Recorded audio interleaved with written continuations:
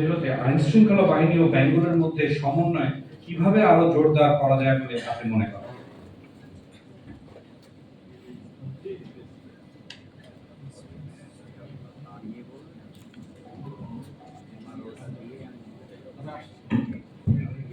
বিসমিল্লাহির রহমানির রহিম।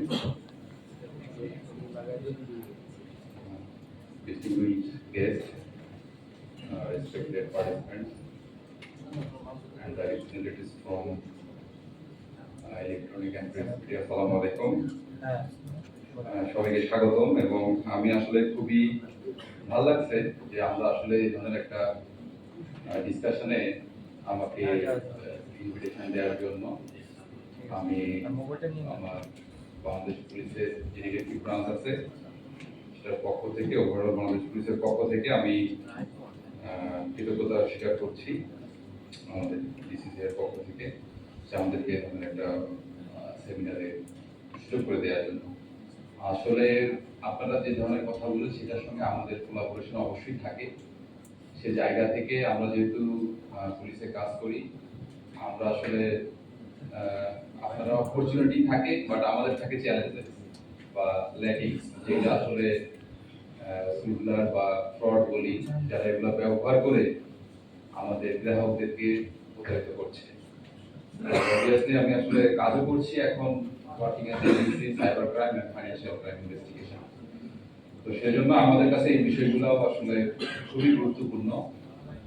তো এই জন্য আমরা আসলে এটা ভালো যে আমরা খুবই মডার্ন সিভিলাইজেশনে এসে আমরা আসলে আইসিটির যে ব্যবহার সেটাকে অ্যাডাপ্ট করছি এবং আমরা বাংলাদেশকে এগিয়ে নিয়ে যাচ্ছি বিশ্বের সাথে তাল মিলায়। এটা তো অবশ্যই আমাদের সবার জন্যই খুব সুখকর এবং ভালো। বাট এর পিছনে যে অন্ধকার জগৎটা আছে এইটা আসলে খুব একটা সামনে উঠে আসে না। তো এই ডার্ক অংশটা আমার কাছে মনে হয় উঠে আসাটা খুব জরুরি। এখানে সেন্ট্রাল ব্যাংকের স্যার আছেন, আমি স্যারকে অনুরোধ করবো যে কখনো যদি সুযোগ হয় তাহলে বাংলাদেশ পুলিশের কাছ থেকে একটা ইনফরমেশন নিতে, যে ডিজিটাল ব্যাংকিং এর এই ল্যাকিংসটা ইউজ করে কিভাবে কত টাকা প্রতারিত হচ্ছে এভরি ফাইন্যান্সিয়াল ইয়ারে। এই পরিসংখ্যান বা এই হিসাব থাকাটা আমার কাছে মনে হয় খুব জরুরি। কারণ এই হিসাবটা থাকলে অনেকের কাছে এটা খুবই অবাক হবে যে আসলে এর ফিগারটা কিরকম। স্যার যদি কখনো সুযোগ পান এটা স্যার আমাদের কাছ থেকে নিয়ে নিয়ে ওভারঅল বাংলাদেশ পুলিশের কাছ থেকে কি পরিমাণ টাকা ফ্রডদের হাতে যাচ্ছে, নট অনলি বাংলাদেশ, এটার তো একটা অংশ আছে হচ্ছে বিটকয়েন ক্রিপ্টোকারেন্সি। এই অংশ বাদে দিলাম, এই অংশ যদি বাদে দেই সাধারণ গ্রাহক সিটি ব্যাংক, তারপর হচ্ছে ডাচ বাংলা ব্যাংক, এটা হোয়াট এভার ইট মাইট, যে এই গ্রাহকরা কি পরিমাণ টাকার প্রতারণা শিকার হচ্ছে।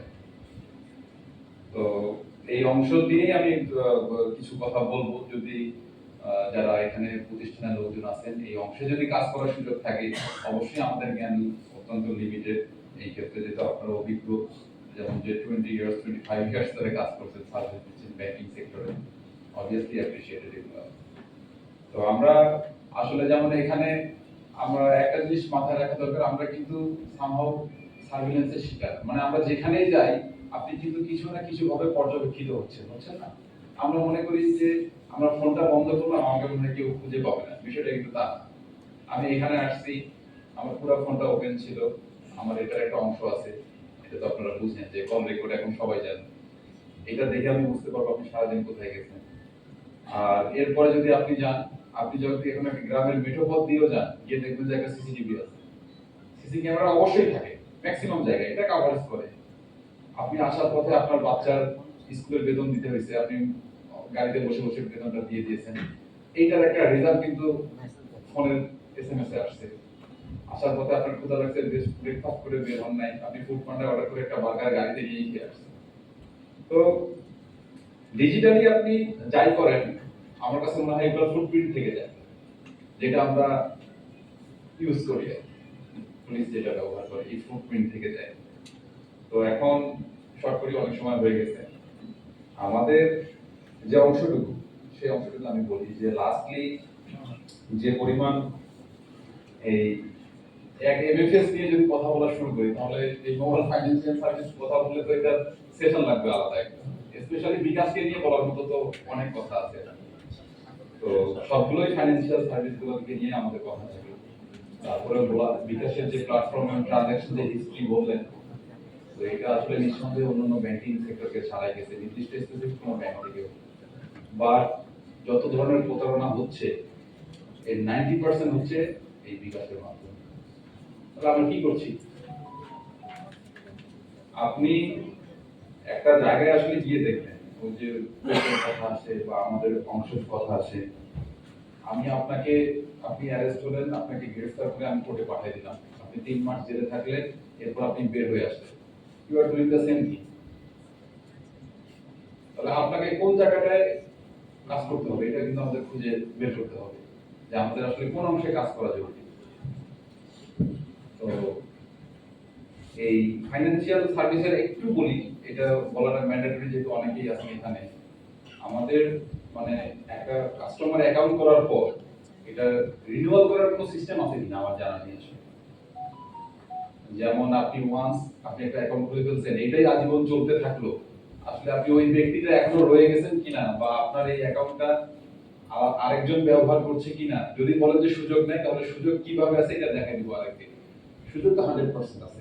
অথবা এই অ্যাকাউন্টটা কিভাবে চলছে, এটা ট্রানজাকশন হিস্ট্রি কি, যেমন একটা মার্চেন্ট অ্যাকাউন্ট খুলতে গেলে আপনার কিছু পেপারস লাগবে না? অবশ্যই বিকাশের মার্চেন্ট অ্যাকাউন্ট খুলতে গেলে আপনি গিয়ে দেবেন, বাস্তবিক অর্থে তার কোনো অবস্থানই নেই, বাট আপনি মার্চেন্ট অ্যাকাউন্ট খুলে বসে আছেন, সেখানে মানে অনেক ট্রানজাকশন চলতেছে। কি করবেন আপনি? এরপরে দেখেন যে মোবাইলে সিমটা যে আপনি ব্যবহার করছেন, আমি খুঁজতে খুঁজতে গেলাম, আমি মোবাইল সিম ব্যবহার করার পরে এটা দেখলাম, গিয়ে দেখলাম নীলফামারী, গিয়ে দেখলাম এই বান্দা নীলফামারী না, সে এক কুড়ে ঘরের মধ্যে এক বুড়া বসে আছে হচ্ছে। তো এখানে এখন এই সিম উঠে সে নিয়ে গেল কিভাবে? বাট আমরা কিন্তু সকলেই জানি যে আপনার ফিঙ্গারপ্রিন্ট ছাড়া কোনো সিম উঠবে না, এটা একটা বড় একটা অংশ। এখন এখানে কেওয়াইসি নিয়ে কথা হয়েছে, আমি একটু বলি। আমি যতটুকু জানি যে সকল ব্যাংকিং সেক্টরের সাথে আমাদের ইলেকশন কমিশন বা আমাদের যে ন্যাশনাল সার্ভার আছে ডাটাবেস এনআইডি কার্ডে, এটার মনে হয় একটা লিংক আপনাদের অবশ্যই, যেটার মাধ্যমে আমরা ভেরিফাই করি যে এই লোকটাই সেই লোক কিনা, তাই তো? এটার জন্য আর ফিজিক্যাল কোনো ভিজিটের দরকার হয় না। বাট এরপরেও আপনার ব্যাংকগুলোতে কি ভুয়া অ্যাকাউন্ট ওপেন হচ্ছে না? ট্রুলি বলেন। লাস্টলি এই লাস্ট মান্থে আমি একটা private bank, most of you এখানে আছেন, আমার সাথে ফেস টু ফেস দেখা হয়েছে, আমি দ্বিতীয়টার সময় কন্ট্যাক্ট বা কোনো এক সময় দেখলাম ওনাকে, আপনি আছেন, ওনার ব্যাংক থেকে আমি মানে শেষে না পেরে একটা লোক ধরছি, তাকে অ্যারেস্ট করে দিয়ে দিচ্ছি। এবং এটার কয়েকটা স্টেপ আছে, মাল্টিপল স্টেপ আছে টু ভেরিফাই দ্য অ্যাকাউন্ট এবং এনআইডি। এটার জন্য মিনিমাম 3 থেকে 4 জন লোক কাজও করে, প্রত্যেকটার সিগনেটরি মানে ফ্যাক্ট আছে, প্রত্যেক জনের জন্য জায়গা আছে, এবং ওভারঅল ব্যাংকের ম্যানেজার এটাকে অ্যাপ্রুভ করে দেন। তো এতগুলো স্টেজ থাকার পরেও যদি ম্যানুয়ালি আমি কেওয়াইসিটা সঠিক একটা অ্যাকাউন্ট করতে না পারি, তাহলে আমি অনলাইন হলে যে এটা সমাধান হয়ে যাবে, ডিজিটালাইজেশন করলে এটা সমাধান হয়ে যাবে, যেখানে ফিজিক্যালি একটা লোক এসে অ্যাকাউন্ট খুলছে।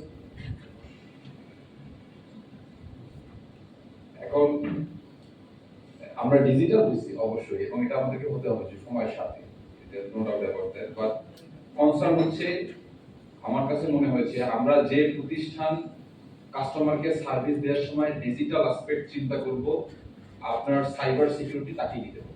এটা আমার ব্যক্তিগত অভিমত। আমি একটা ব্যাংকিং এর আমি একটা অ্যাপস দিব, আমি একটা এক্সট্রা সার্ভিস দিব, লাইক সিটি ব্যাংক আছে, তো এইটার কাস্টমারের সিকিউরিটি আপনাকে দিতে হবে।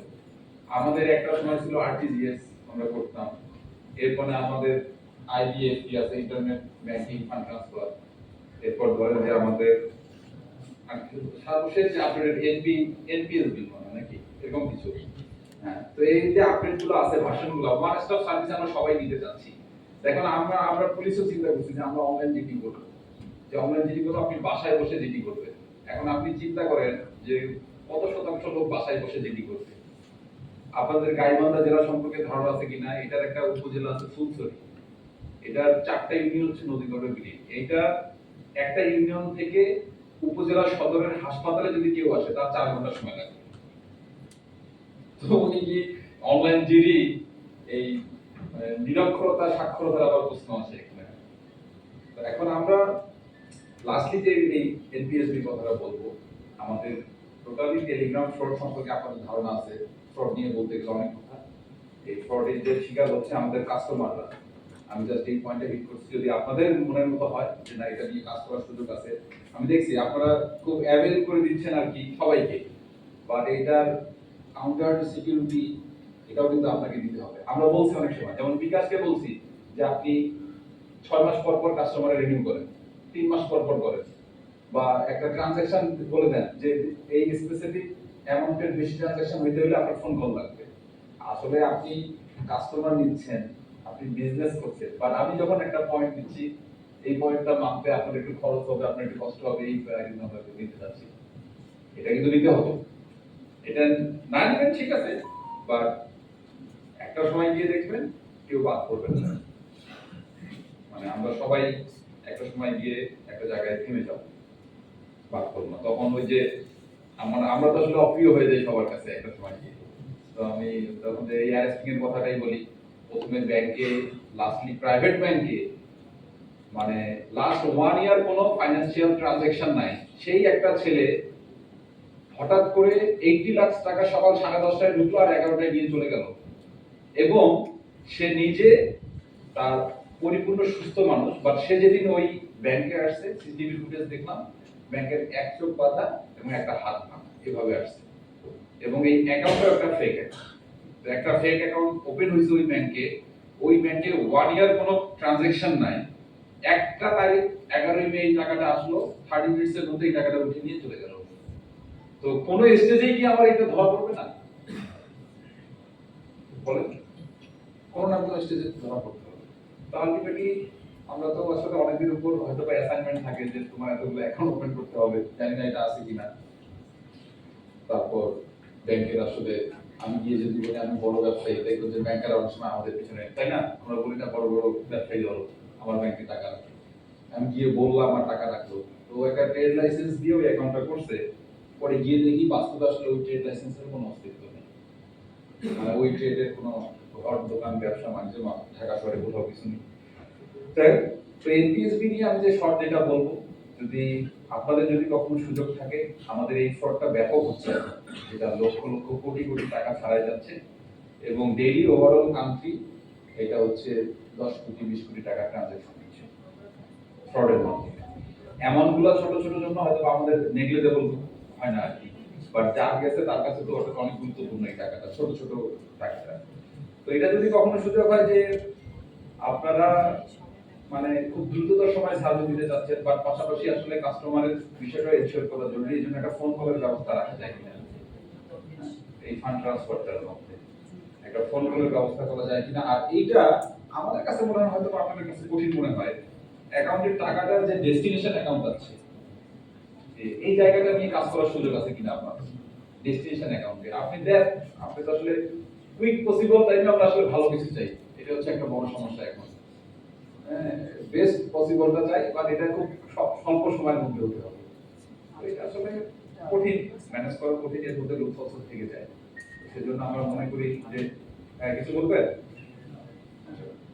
তো এইটা আসলে হ্যাঁ শেষ সার্টিফিকেট পর। তো এই অংশগুলো যদি দেখা যায় যে কাস্টমারের বিষয়টাই প্রাধান্য দিবেন। আর কখনো যদি মনে হয় এটা ফ্রম পার্সোনালি যে আপনারা ব্যাংকিং সেক্টরটাকে ডেভেলপ করে নিচ্ছেন, বাট যে ফ্রডের শিকারগুলো হচ্ছে অনলাইনে এ সম্পর্কিত যদি মনে হয় যে আমাদের কাছে কিছু শুনে গেলে আপনাদের পরবর্তী স্টেপ বা পরবর্তী কোনো একটা আপনারা যদি অ্যাসাইনমেন্ট হাতে নেন যে আমরা এই ব্যাংকিং এর নতুন কোনো ইনোভেশন আমরা কাস্টমারদেরকে দিব, তো সেই জায়গায় যদি আমাদের কোনো পলিসি বা আমাদের কোনো ইয়া হয়, তাহলে সেটা যদি আপনাদের কাছে মনে হয় যে না কথা বলে এই পরবর্তী কার্যক্রম নিয়ে ইটস আপ টু ইউ। তো আমরা আসলে কাস্টমারদের বিষয়টাই দেখি, ক্লায়েন্ট আসলে সবাই দিচ্ছে সে, আর পুলিশের কাছেও যারা আসে তারাও ওভাবেই আসে, সবাই আসলে মানে ভিকটিমের শিকার হয়ে আসে। তো সবকিছু মিলে এই আমাদের ডিজিটাল ব্যাংকিং এটার সাকসেস অবশ্যই আমি চাইবো, বাট আমরা যেন এটা in a best and secure ওয়েতে করি, সেটাই আমার প্রত্যাশা এবং আপনাদের কাছে। Thank you. Thank you.